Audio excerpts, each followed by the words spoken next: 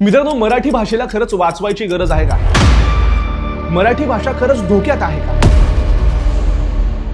काही लोक म्हणतात की जशी हिंदीची सक्ती होती तशी महाराष्ट्रामध्ये म्हणे आता मराठीची सक्ती आहे। या सगळ्या मुद्द्यांवरती माझं वैयक्तिक मत आज तुमच्यापर्यंत पोहोचवायचा प्रयत्न करणार आहे। मला खूप तळतळीने तुमच्यापर्यंत काही मुद्दे पोहोचवायचे आहेत, त्यामुळे घाई गडबडीत कुठली काही कमेंट करायच्या अगोदर जरा व्हिडिओ पूर्ण बघा। तुम्हाला कदाचित मुद्दा नीट आणि पूर्णपणे जे माझा वैयक्तिक मुद्दा आहे हा कळेल। नमस्कार मित्रांनो, माझं नाव सोहम आणि आपल्या नवीन व्हिडिओमध्ये तुमच्या सगळ्यांचं मनापासून स्वागत आहे। हा व्हिडिओ खरं तर 7-8 दिवस अगोदरच येणार होता, मात्र जे मला इंस्टाग्रामवरती फॉलो करतात त्यांना कळलं असेल की मागच्याच आठवड्यामध्ये माझी खूप मोठी सर्जरी झाली आणि त्यानंतर डॉक्टरांनी मला स्ट्रिक्टली काही दिवस आराम करायला सांगितलं होतं। आजही मी जेव्हा व्हिडिओ करतोय तेव्हा मी बेल्ट घालूनच बसलोय, कारण हालचाल वगैरे थोडीशी लिमिटेड आहे। मात्र मला असं वाटलं की हा मुद्दा जर आज नाही पोहोचवला तर कदाचित फार उशीरही होईल। मित्रांनो, मराठी भाषा ही खरंच धोक्यात आहे का?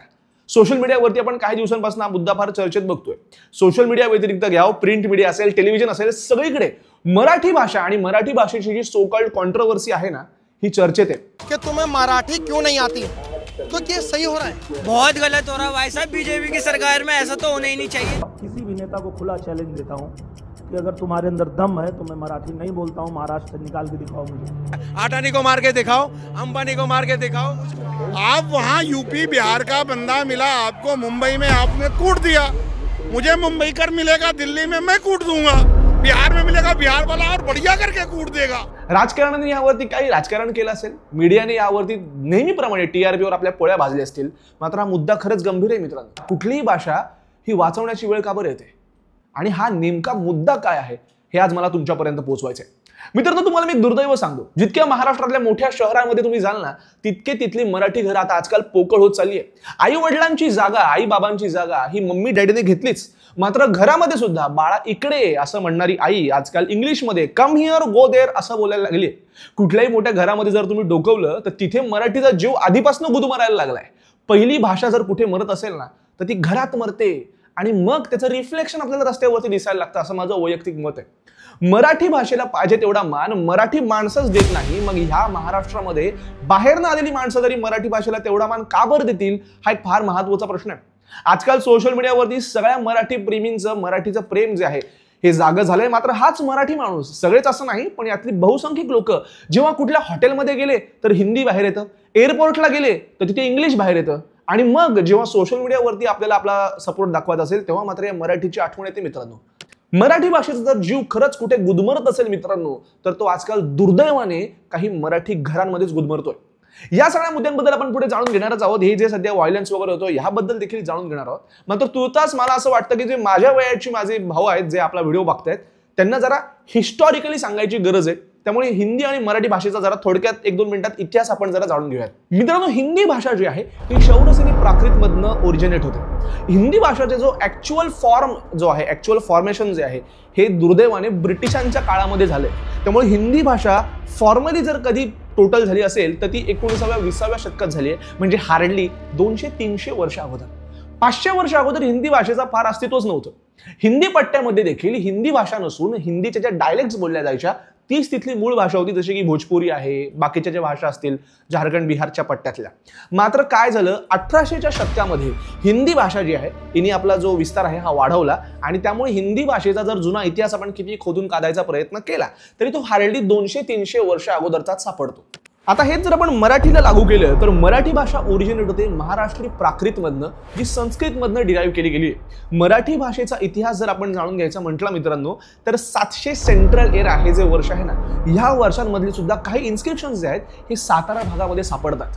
11व्या शतकामध्ये मराठी भाषा जी आहे ही प्रॉपरली फ्लरिश झाली होती असंही म्हणतात। ज्ञानेश्वरी माऊली आहे, त्याच व्यतिरिक्त मुकुंदराज आहेत, यांनी सुद्धा 12व्या-13व्या शतकामध्ये खूप मोठ्या प्रमाणामध्ये मराठीतलं साहित्य जे आहे ना हे बनवलं होतं। जेव्हा मराठी भाषेला अभिजात भाषेचा दर्जा मिळावा यासाठी एक कमिटी फॉर्म केली, त्या कमिटीने जेव्हा अभ्यास केला मित्रांनो तेव्हा कळलं की मराठी भाषा 100-500 वर्ष नाही तर चक्क 2300 वर्ष जुनी आहे। त्यामुळे 2000 वर्षांपेक्षा जास्ती कालावधीपासून ही भाषा जी आहे ही महाराष्ट्राच्या जवळपासच्या भागामध्ये बोलली जाते। महाराष्ट्राच्या जवळपासच्या भागामध्ये ही अभिमानानं बोलली जाते, किंबहुना महाराष्ट्राची संस्कृतीच मराठी भाषा आहे असं म्हणायला देखील हरकत नाही। याच व्हिडिओचा अभ्यास करत असताना मला एक दुर्दैवी गोष्ट कळाली मित्रांनो। आपण जर भारतामध्ये बोललो की हिंदी नंतर भारतातली कुठली मोठी भाषा बा, तर काही लोकांच्या मनात बंगाली येतं, काही लोक तमिळ तेलुगू म्हणतात। मात्र तुम्हाला माहिती आहे भारतामध्ये हिंदुस्थानी नंतर सगळ्यात मोठी भाषा जर कुठली बोलली जात असेल तर ती बंगाली आणि मराठी येते. तमिळ, तेलुगू, मल्याळम कुठल्याही दक्षिण भारतीय भाषांपेक्षा मोठ्या प्रमाणामध्ये मराठी बोलली जाते.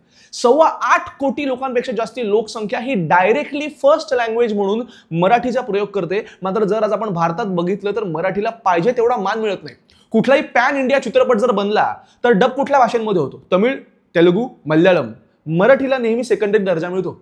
कुठल्याही चित्रपटाचा पोस्टर घ्या, मराठी कुठेतरी कोपऱ्यात लिहिलेलं असतं. हिंदी, तमिळ, तेलुगू, मल्याळम, मराठी.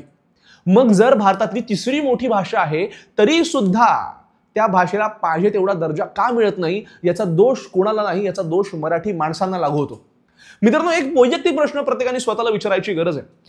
आपण देखील मराठी म्हणून मराठी साहित्य असेल, मराठी चित्रपट असतील किंवा मराठी याचा भाषा असेल याला किती मान देतो मित्रांनो? हीच माणसं जेव्हा भारताबाहेर जर्मनीत जॉबला जातात तेव्हा जर्मन शिकून घेतात. हीच मराठी माणसं, हिंदी माणसं, कुठलीही माणसं भाषेची जर भारताच्या बाहेर कुठे गेली, असंख्य लोक जी दुबईला काम करतात ती 5-10 वर्षानंतर अरेबिक शिकली. मात्र हाच माणूस जेव्हा भारताच्या कुठल्या दुसऱ्या राज्यामध्ये जातो त्याला तिथली भाषा शिकावीशी वाटत नाही. याच्यात आपण देखील आहोत. आपल्यातले जरी बंगलोरला गेले तरी तिकडची भाषा शिकायला नाही वाटत. नॉर्थचे जरी इकडे आले महाराष्ट्रामध्ये तरी मराठी शिकावीशी वाटत नाही. ही लाजिरवाणी गोष्ट आहे मित्रांनो, आणि याला कारणीभूत तिथले लोकल माणसं असतात. जेव्हा मी स्वतःहून कोणाशी तरी बोलताना मराठी भाषेचा प्रयोगामधनं चालू करेल तेव्हा समोरच्याला हे कळतं का इथे पहिली भाषा जी बोलली जाते ही मराठीच असते.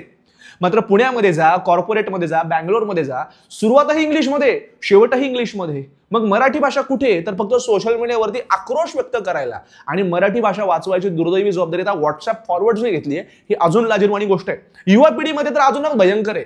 तुम्हाला मी ठामपणे सांगतो, जर मोठ्या शहरांमधल्या कुठल्या इंग्लिश मीडियम शाळेमध्ये गेले तिथे मराठी जरी शिकवत असतील तरी पोरांना विचारा पहिली वेलांटी दुसरी वेलांटी कोणती हे त्यांना अजिबात माहिती नाही.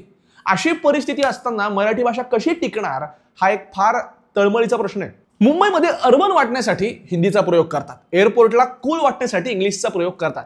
कुठेही गेले, एअरपोर्टला जरी तुम्ही गेले तर असंख्य वेळेस असं असतं की समोरचाही मराठी असतो, इकडचाही मराठी असतो, मात्र बोलताना मात्र कूल वाटायला इंग्लिशचा प्रयोग करतात. हे तुम्हाला सदर्न पार्ट ऑफ इंडियामध्ये दिसणार नाही.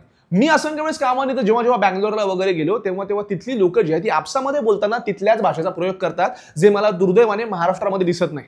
तुम्ही मला सांगा, नवीन कल्चर जरी आपण महाराष्ट्रामध्ये इंट्रोड्यूस करायचं म्हटलं तरी ते नेहमी हिंदीतच होतं. मराठी कलाकारांना दिलं जाणारं प्रोत्साहन, मराठी पुस्तकांचं प्रमाण, मराठी साहित्य याच्याकडे आपण ढुंकूनही बघत नाही. ही खरंच दुर्दैवी गोष्ट आहे. आणि याचा सगळ्यात मोठा दोष हा युवा पिढीला देखील जातो.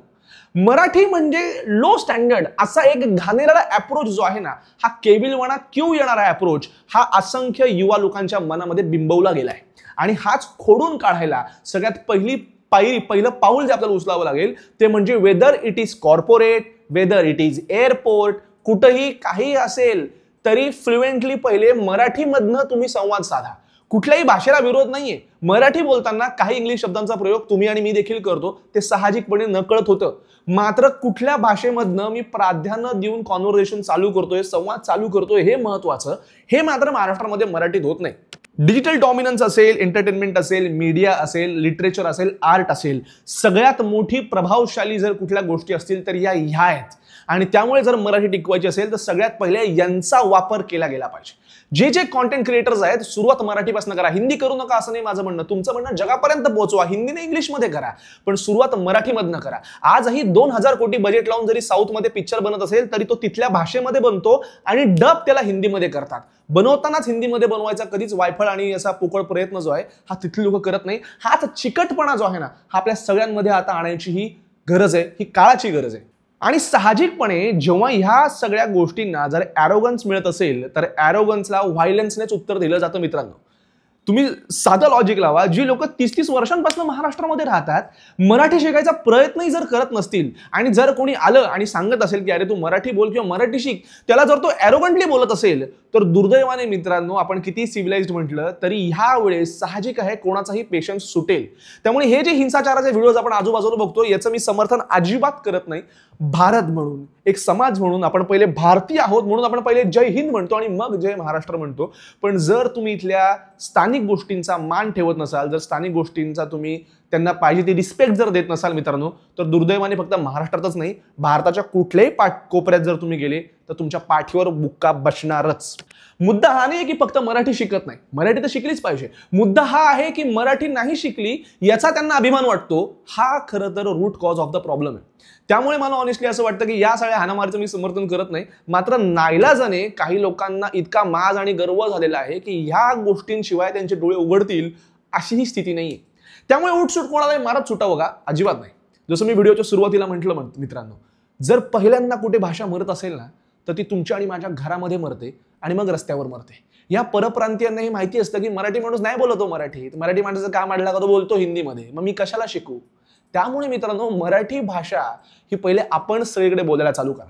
कोणाशीही बोलताना किती भारी जागेवर गेले तरी पहिल्यांदा मराठीत चालू करा. आणि जर समोरच्याला येत नसेल तर त्याला प्रेमाने सांगा की अरे बाबा तू मराठी शिक, इथली भाषा आहे. आणि मोठ्या प्रमाणामध्ये लोक मराठीच बोलतात. कॉर्पोरेटमध्ये असेल, घरामध्ये असेल, स्कूलमध्ये असेल, मराठी मराठी आणि मराठी हा चिकटपणा पहिले तुम्ही स्वतःमध्ये ठेवा.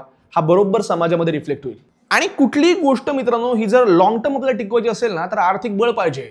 त्यामुळे मी नेहमी सांगत आलोय, व्यवसाय जे आहेत हे मराठी माणसाने चालू करायला आता पुढे आलं पाहिजे. नोकऱ्या करून खूप वर्ष झाली आहेत, आता व्यवसायाचंही थोडंफार धाडस करा. मराठी मुलांना रोजगार द्या, त्यांच्याशी मराठीमध्ये बोला. जर मालकच मराठी असेल आणि बोलतोच मराठीमध्ये आहे तर तुम्ही कुठल्याही लोकांना जरी हायर केलं तरी तो मराठी शिकेलच.